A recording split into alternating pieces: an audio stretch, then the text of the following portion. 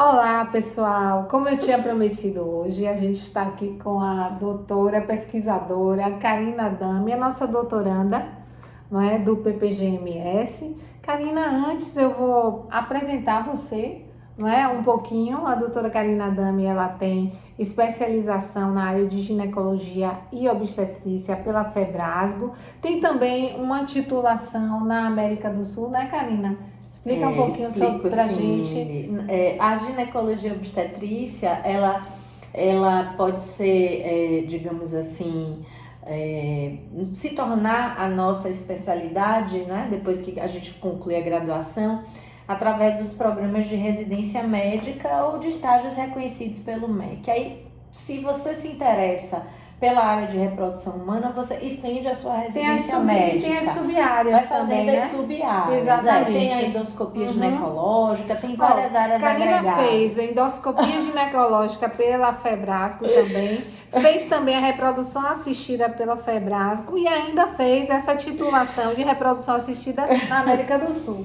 Na verdade, todas essas instituições, né, que reconhecem a área de atuação da reprodução humana, elas tentam balizar por competências, né, a serem atingidas. Então, a Federação Brasileira de Ginecologia e Obstetrícia, que é a Febrasgo, se associou à Sociedade Brasileira de Reprodução Humana para trazer esse título, que é emitido pela ABM, né, a Associação Brasileira de Medicina, para o reconhecimento dos profissionais na área de atuação. E a Rede Lara, que é essa outra entidade que você trouxe, latino-americana, ela já tem um papel até mais amplo, político e de monitoramento de resultados em toda a América Latina. Então, os centros de reprodução humana são atrelados, né, se cadastram a essa rede e lançam numa plataforma todos os resultados laboratoriais atrelados, né, associados ao processo reprodutivo, aos tratamentos. E com isso a gente consegue ter um panorama tanto da América Latina como um todo, como dos países afiliados, como o Brasil. Então a gente vai conseguindo ter essa visão, é muito interessante. E ela também investe na parte educativa há muitos anos. Ela prepara biólogos, prepara médicos clínicos, né, que atuam, como eu atuo nessa área mais voltada ao atendimento direto do paciente. E são os programas de educação continuada, os PECs. E aí nós temos essas titulações. Pessoal, então vocês já viram que a temática de pesquisa da nossa doutoranda, Karina Dami, é uma temática que é muito cara à população brasileira, né? Então a gente fica perguntando muitas vezes, Karina, a gente que faz pesquisa, não é? A quem serve a tecnologia, né? Como é a questão da acessibilidade da tecnologia? Aí eu pergunto a você, por que você está pesquisando dentro dessa temática, né? Uma servidora do Estado, uma servidora federal, não é? Que está debruçada nessa temática importante, né? Trabalhando a questão da acessibilidade. Então traz aí um pouquinho qual foi teu incentivo para você estar desenvolvendo um projeto especificamente na área da infertilidade. Sempre foi um dilema, assim, até íntimo, muito grande, trabalhar numa área de alta tecnologia e viver, né, ter a minha experiência de serviço público sempre tão forte, tão pulsante dentro de mim e não poder unificar isso, unir, né, essas duas vertentes.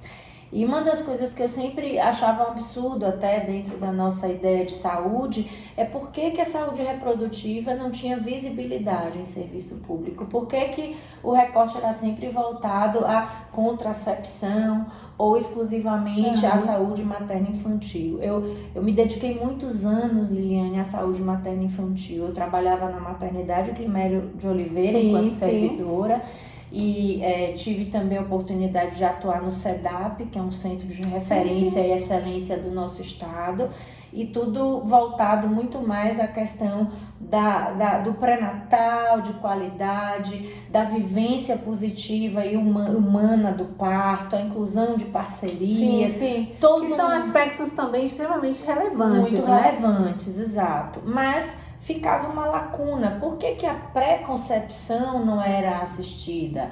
Por que nós não preparávamos as pessoas num ato mais preventivo até, e é uma lacuna né? realmente porque esta é uma área que é de pouca acessibilidade. Sim, para você ter uma ideia, o entendimento do leigo e da maior parte das pessoas, até culturalmente falando, mesmo da área de saúde, é de que a reprodução humana assistida esteja totalmente vinculada ou atrelada ao laboratório de alta complexidade.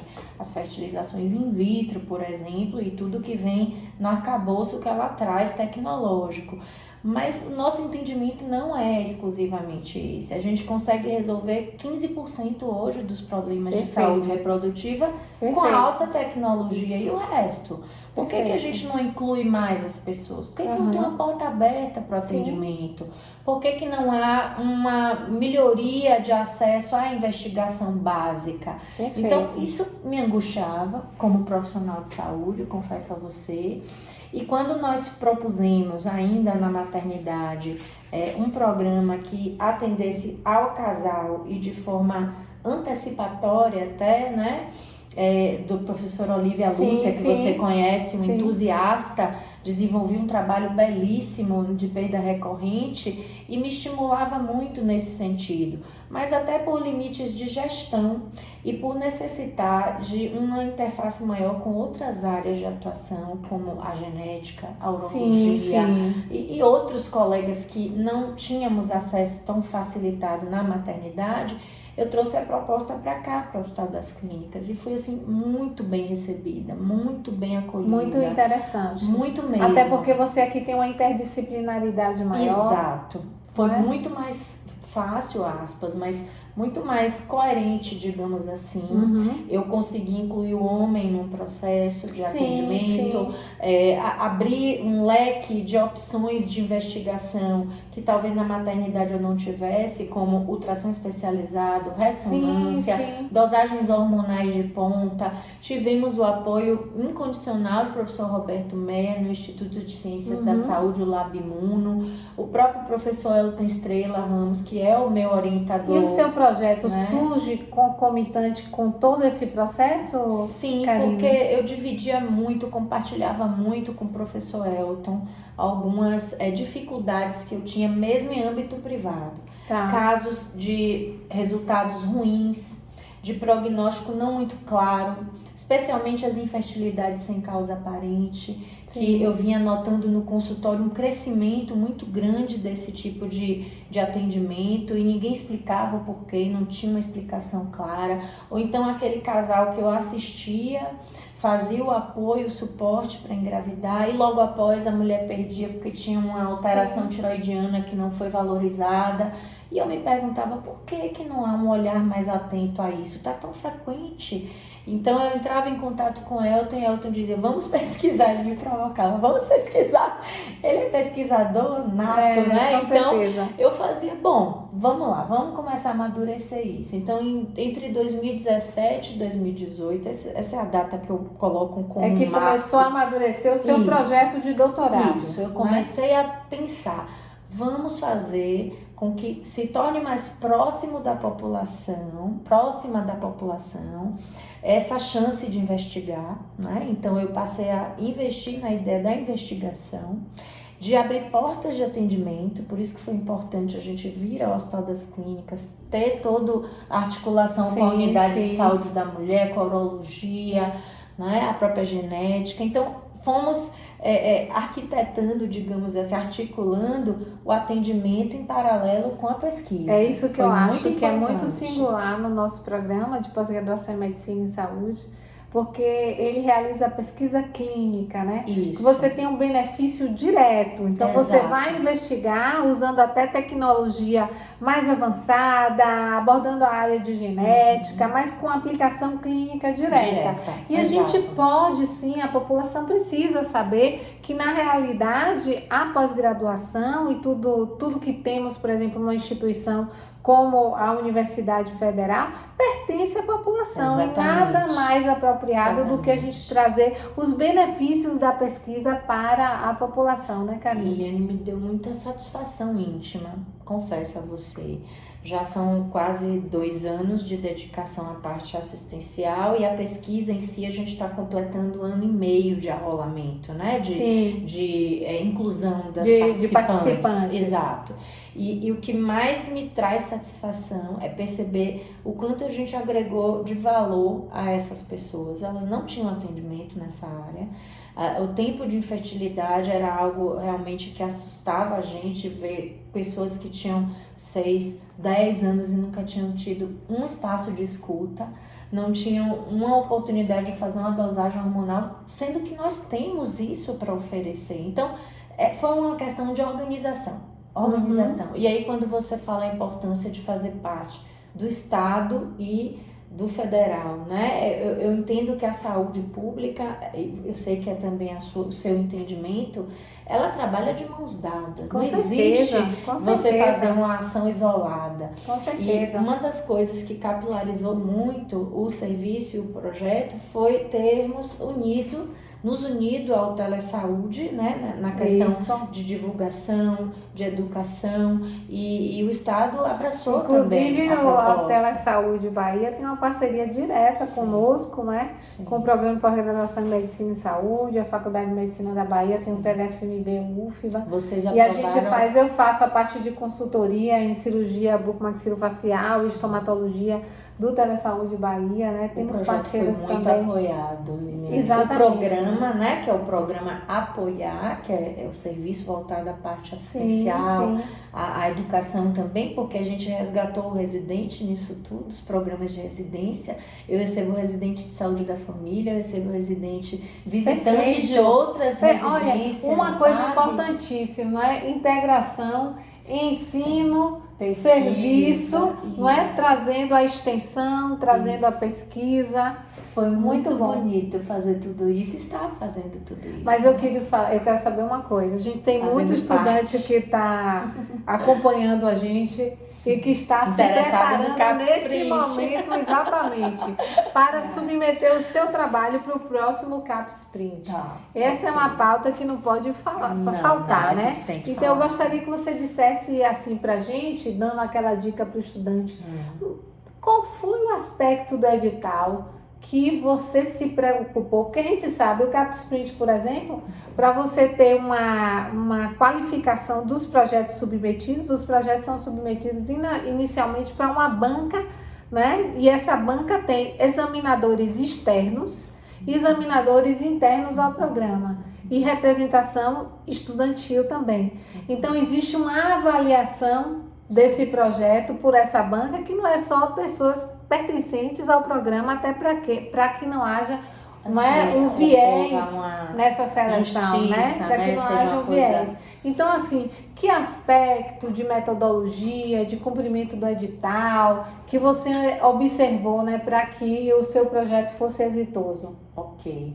Em 2021, quando eu sentei para fazer uma avaliação até onde tínhamos ido, né? Eu e o professor Elton, com relação ao projeto, e estávamos naquela questão de vamos ter acesso a todos os exames desejados, esse sim, esse não, como fazer. Ele me desafiou e me disse, por que a gente não corre atrás de um edital para fomento? Eu tomei um susto e disse, tá, vamos lá, vou preparar tudo para tentar conseguir verba para o projeto. E a gente conseguiu. Então, o primeiro passo que você fez, já pensando antes do doutorado de sanduíche, pensando na sustentabilidade do projeto, então conseguiu um fomento para a sua pesquisa. Exato. Muito então, bom. Hoje a gente tem verba para o projeto até 2025, se tivermos mantidos, né, todo o cenário aí de investimento de pesquisa no nosso país. A gente torce para que o investimento ocorra. Se isso continue, né, para que isso continue, a gente espera que sim, a nossa pesquisa vai ter pernas para se sustentar. Vai continuar oferecendo para as candidatas que vierem depois, né, para quem foi incluído agora até o finalzinho, tudo que foi oferecido desde o início para as primeiras incluídas. Então, era uma preocupação que eu tinha, ter uma isonomia nessa oferta. Mas nessa época, né? Você já pensava no CapSprint? Não, naquela ocasião, lhe confesso, eu queria que o projeto acontecesse. Eu estava empolgada, empenhada para que o projeto emplacasse, né? Aquela coisa da empolgação, do entusiasmo, e acreditar no valor da sua proposta. Então eu queria que ele se Mas eu lembro de você ter entrado em contato comigo antes de sair um edital. Sim, porque eu entrei em contato com você, com o professor Jamari, com o professor Eduardo Neto, pessoas que eu confiava, eu queria entender como funcionava tudo isso, mas não visando especificamente o sanduíche. Eu ainda estava querendo entender um pouco mais as possibilidades. Mas Elton, sempre Elton, eu tenho que salientar isso, me dando força. Por que você não faz uma parte externa? É o orientador. É o meu orientador, gente. Ele é uma pessoa que sempre investiu muito fortemente nos intercâmbios. Nós tem uma coisa interessante da nossa vida, né? Eu vou falar, eu acho que ele não se importaria. Nós éramos graduandos e na época que éramos ainda internos de graduação em medicina, nós pleiteamos um intercâmbio e fomos juntos para a Itália fazer clínica médica na Itália. E de lá para cá eu investi muito mais nessa questão de ensino, de assistência, deixei a pesquisa um pouco num pedacinho ali com Edson Moreira, na pesquisa quadrivalente contra HPV, da vacina quadrivalente, mas não era algo meu, não era algo protagonista de pesquisadora, isso. né? Mas ficava aquela vontadezinha lá guardada. Quando eu resgatei essas ideias junto a Elton de pesquisa, ele falava, mas você tem que ampliar, você tem que ir para outros lugares, porque, você tem que conhecer coisas novas. Interessante porque uma das caracterizações do sanduíche é que você precisa ter algo da sua pesquisa para fazer lá fora. Uma contribuição direta. Então existe esse, primeiro, objetivos bem definidos. Não é? Métodos apropriados para o seu objetivo. Trabalhou com bastante afinco. O plano de trabalho bastante definido. Né? E correlação desses aspectos com a sua pesquisa, né? Especificamente. E foi fundamental ter conversado com professores mais experientes. E o próprio Elton também. Ele é bastante experiente nesse aspecto. Já teve a oportunidade de fazer doutorado de sanduíches, estágios externos, pós-doutorado. Ele é uma pessoa muito articulada nesse processo de internacionalização. E ele me motivou e a expectativa, muito. Né? Você está indo para Chicago, não é? Me fala a expectativa da colaboração. Né? Com outro país. Foi essa. Com outra universidade. Nós chegamos ao ponto no projeto em que tínhamos esgotado todas as possibilidades de oferta, de análises das nossas amostras aqui. E nosso estudo tem um caráter muito exploratório, você sabe disso, muito inovador, na ideia de que é algo novo. A gente tem um polimorfismo sendo estudado da DIO2 e a primeira pessoa que descreveu esse polimorfismo associado à perda da capacidade reprodutiva foi o professor Bianco, de Chicago. Ele é um brasileiro. Ele é egresso da Escola Paulista, se minha memória não estiver frágil aqui agora, ele é endócrino. E ele foi para os Estados Unidos intencionando aprofundar e ficou nas ciências básicas. Ele é hoje reconhecido nos Estados Unidos assim como uma pessoa de referência fortíssima. Participa de entidades representativas nos Estados Unidos e auxilia muita gente que tem interesse de fazer intercâmbio acadêmico. Orienta, coorienta. Então, a gente quer fazer essa ligação direta, né? Esse é outro aspecto fundamental, porque o programa tem interesse, a universidade como um todo tem interesse de ter essa colaboração internacional. Ou seja, que a viagem, né, ela seja não só para analisar aspectos, não é, lacunas que existem na pesquisa, mas que também traga esse retorno, né, de cooperação entre instituições. O próprio Elton, já afiliado à universidade, aqui a nossa UFBA, porque ele é professor da básica do ICS, ele é professor concursado e é seu professor da pós-graduação orientador, do PPGMS, né, do PPGMS. E Elton foi visitante na instituição entre 2006 e 2007, se eu não me engano. Muito bom. Então, já tem uma ponte anterior e agora a gente pode expandir. Essa é a ideia. Chegando lá, a proposta que foi feita para o professor Bianco não seria apenas isoladamente experiência de bancada, até porque eu sou clínica, eu não sou da bancada, eu estou aprendendo muita bancada com os alunos de graduação da biologia que fazem parte do projeto, com os mestrandos de Elton.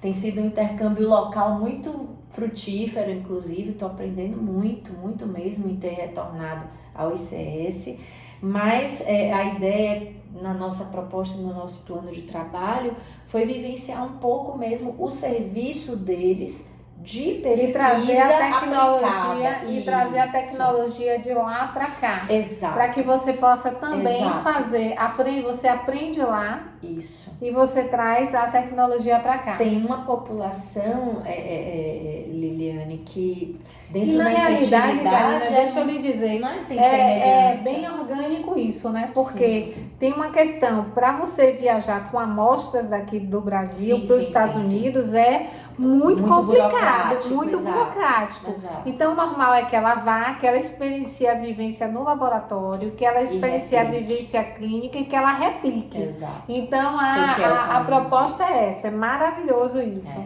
Uma etapa nós vamos conseguir fazer nacionalmente, acho que até para agilizar, dado para eliminar, porque estamos doidos para publicar já alguma coisa, né? Então a gente vai agora em março para Ribeirão Preto, a gente conseguiu uma parceria com a toxicologia. Olha, e aqui eu quero chamar a atenção, porque a gente está falando aqui de cooperação internacional, mas também cooperação interestadual. Então, cooperação nacional. Palavra a nossa doutoranda Karina Adame. Liliane, não, porque eu tenho uma irmandade mantida com Ribeirão Preto, né? Que onde você fez também, você trabalhou e fez a residência. Fiz minha residência lá. E foi muito natural para mim, na verdade, pedir a Elton esse espaço para dialogar com meus professores antigos de lá. E nós vamos ter também agora uma parte das pacientes voluntárias de lá, até para fazer algumas comparações. Não vou dar spoiler, mas tem coisas que têm nos incomodado enquanto população, então a gente quer ver se outra população difere, né? Se eu falar, me mata aqui hoje. Já algumas coisas não, que mas não precisa, não precisa falar. Vai perder o magnetismo. Tá muito animada, não falei não. Então, assim, a gente vai até Ribeirão agora, não só para continuar fazendo essa captação de voluntárias, né, para fazer algumas comparações em população distinta, mas também para ir à bancada com o professor Fernando, que é o professor que comanda o laboratório de toxicologia. Nós estamos ampliando para outros oligoelementos, que Elton ficou tão encantado com o que a gente achou que ele quer expandir, e os disruptores, né? Endócrinos. Então, como é biorepositório, essa é uma dica boa, gente, fazer biorepositório. Porque, que também requer alguns aspectos do comitê de ética, mas isso aí você pega na sua instituição, tá? Esses reclames você pega na sua instituição. Mas dá para fazer.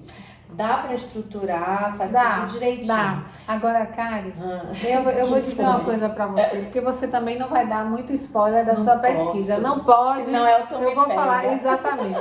Mas olha, uma coisa aí, pessoal, que a gente vê que é uma característica da nossa doutoranda é amor pelo que se faz.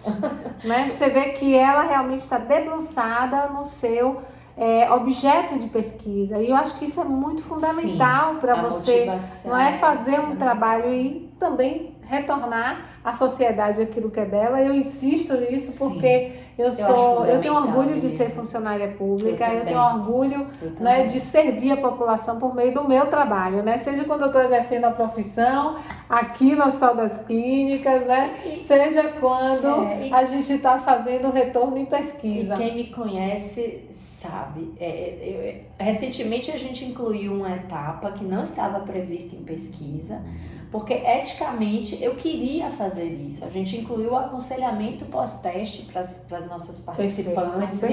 E eu conversei com a Angelina, eu fui atrás, né? Angelina da Sim, Genética. da Genética, que é nossa professora também, Isso, permanente. né? E Betânia, que tem também dado muito apoio ao nosso projeto, Maria Betânia Torales. Então, eu acho que é você perceber que a sua pesquisa pode trazer algo de diferente para a vida daquela pessoa. Maravilhoso. Né? Eu já ouvi e aí, isso dentro desses aspectos que a gente falou, eu já falei sobre amar aquilo que se faz, né? Ter todo esse engajamento na sua pesquisa. Que conselho você daria para os nossos discentes que estão pensando aí em fazer a próxima submissão para o CapSprint para o doutorado colegas, sanduíche? A gente já falou de dialogar com pessoas experientes, nós já falamos do entusiasmo e de você valorizar e acreditar no propósito do seu projeto.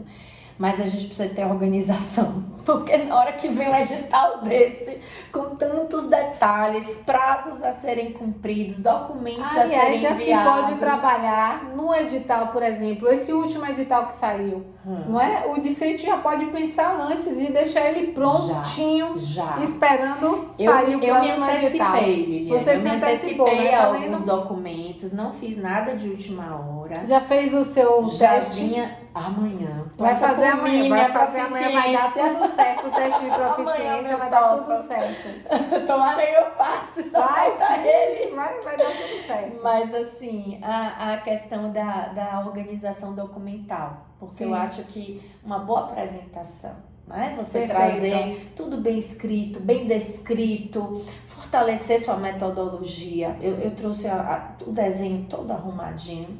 E o que você falou do plano de trabalho, dar essa clareza de que seu projeto é factível, de que ele está em andamento. Que está vinculado ao doutorado. Que está tudo isso. Né, vinculado ao doutorado. Tem nexo metodológico. Sim, e isso que você comentou, dessa integração, eu acho que é uma característica muito própria do nosso projeto, isso, de você ter muitas instituições e serviços contribuindo, colaborando.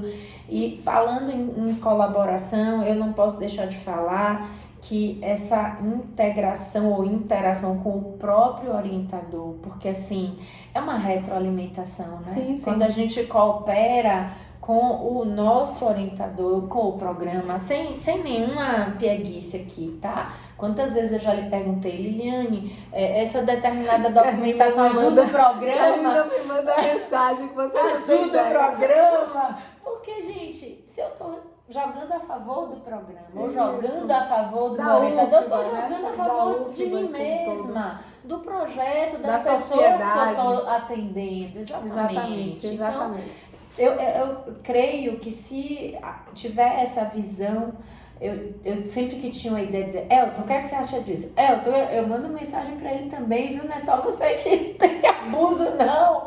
Então, o meu orientador me suporta. Eu estou disponível para todos os discentes. Eu atendo todos os discentes. Eu sei discentes. disso, Liliane, mas você é muito disponível enquanto coordenação, você sabe disso.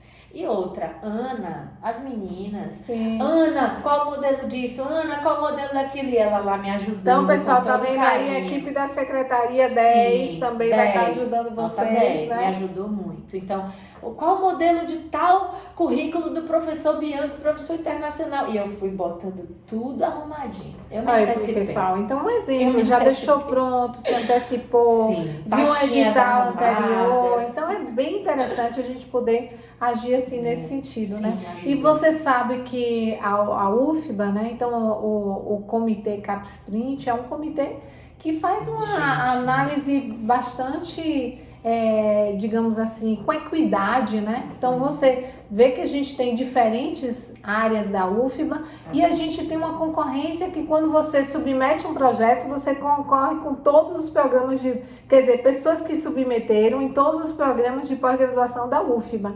Então, na realidade, é muito competitivo e é muito importante que se tenha esse cuidado, né? Apesar de toda essa equidade, né? É lógico que um trabalho metodologicamente bem desenhado, com relevância clínica, com retorno da população, tem muita chance de chegar lá, né? Sim, e eu lhe digo que para mim, particularmente, agora eu falo realmente, não só em torno de uma equipe ou do meu orientador, mas para mim, Karina, que sou egressa da UFBA, né? Eu fui aluna da casa, eu fui interna Eu sou toda daqui, UFBA também, sabia? né? Então eu tive uma experiência muito bacana na escola baiana, eu devo salientar, na claro, época claro. eu trabalhava, né? Carga horária muito pesada, com tantos vínculos, ainda privado, e foi uma experiência muito enriquecedora também. Um beijo para Luiz Cláudio Correia, querido.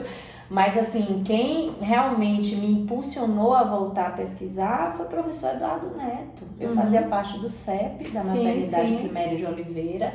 Conversávamos muito sobre esse meu desejo de retomar a minha veia pesquisadora, e realmente eu acho que a gente tem aqui professores de excelência, professor Brits, não tem... A gente ia ser até injusto se, né, passasse a citar nomes, porque são todos muito bacanas, a gente muito tem, bons e acessíveis. A UFBA tem vários cursos com muitos formadores, né? Sim. E o PPGMS é um deles, a gente forte, agradece sim muito forte. As suas considerações.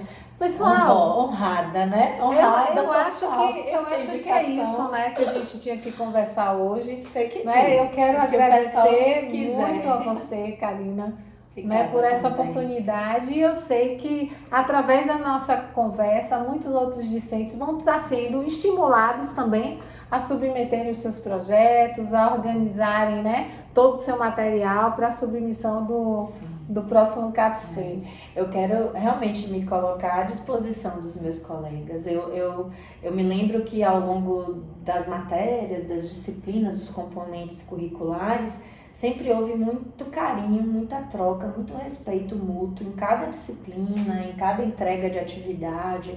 E se eu puder ajudar também os colegas de alguma forma, eu estou à disposição, Liliane. Se essa entrevista aqui, né, com certeza a entrevista já vai estimular demais. A UFBA também tem uma iniciativa boa que eu queria destacar. Na época do edital, a Profici, a Profici fez uma tela, E o programa, assim, o Capsprint, ele tem focado muito nessas questões de fazer acontecer, né? Sim. E o Profici virou um aliado muito forte, né, desse programa de internacionalização como um todo. Sim. Né? E o Profici realmente está com a gente e imediatamente foi lançada essa oportunidade, né, de instrumentalização. Foi ótima aquela web onde interativamente tirávamos dúvidas. Eu fui esclarecida ali ao vivo nas minhas dúvidas, foi muito bom mesmo. Muito bom. Né? E o inglês, que agora muito também bem. É bom destacar, né? A gente está fazendo essa revalidação do TOEFL através da parceria do Profici com a FAPESP. Exatamente, então, acho importante a gente saber que tem os recursos. A gente tem que correr atrás, gente. Com a FAPEX, né? Foi com a FAPESP. Desculpa. A FAPESP é de Ribeirão, que também está lá com outra iniciativa. Não, porque é FAPESP Bahia. FAPEX. Não, que é a agência de fomento. É a FAPEX. FAPEX. É a FAPEX. Né? Ok. É isso aí, pessoal. Então, muito obrigada, cara. Obrigada a você. Então, gente, não deixe de curtir o nosso canal. Plugue aí no sininho, porque assim como essa entrevista de Karine, que foi muito relevante para você, teremos as próximas. Até lá! Até, pessoal.